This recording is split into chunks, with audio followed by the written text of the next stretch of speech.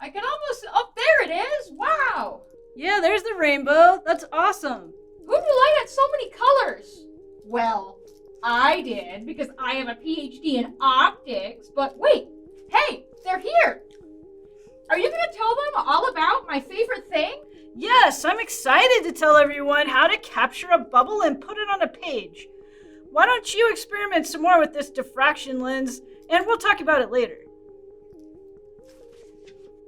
You'll need a few simple things for this activity.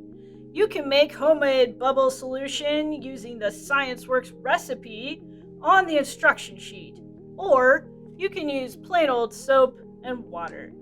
You'll also need a plastic bottle, some scissors, mesh bag like from maybe some oranges or avocados, or you can just cut the toe off an old sock. And you'll also need a clean bottle, a rubber band, or some masking tape. Finally, you'll need liquid watercolor or food coloring, and some kind of paper. You'll need one shallow bowl per color of solution you make, and something to stir your solution with. You can use a pipette from your science kit, or you can use a spoon. The bubble solution is easy to make.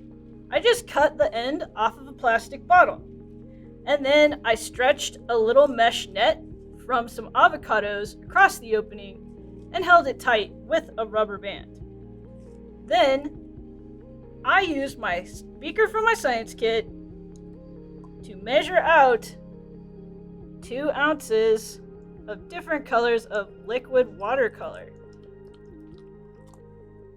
And I poured it into the bowls.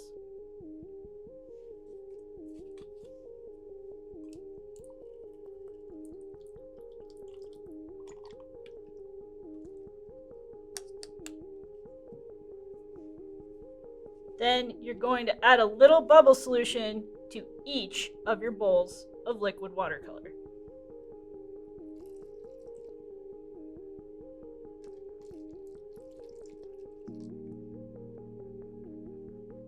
When you're ready to make your bubbles, you're just going to dip the net into your watercolor and soap solution, or you can use food coloring, and then you're going to blow some bubbles onto your paper. When the bubbles pop, their outlines stay on the paper. You can let your paper dry and blow more bubbles, layering them. See what patterns you can find. Bubble art is a fun way to investigate chemistry and physics.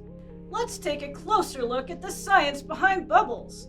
Bubbles are a really cool way to investigate the properties of light. Did you know that light acts like a wave? Okay, that's cool. But what does that have to do with bubbles? The filmy outside of a bubble is really an incredibly thin layer of water molecules sandwiched between 2 layers of soap molecules. It's as thin as a wavelength of visible light. So light sort of bounces around inside the bubble. And when the light waves meet up, they get mixed up or interfere. It travels in specific directions and moves up and down, making high points called peaks and low points called troughs.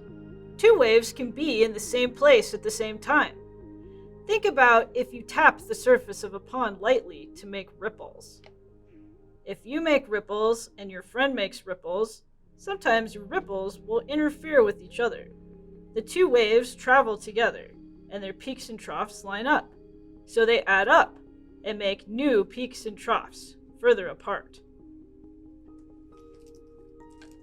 Hey, Ash!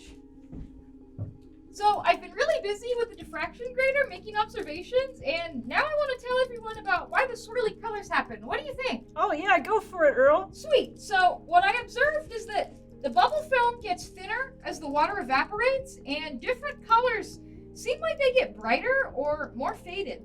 And if you've ever looked really closely at a bubble, right before it pops, it looks black.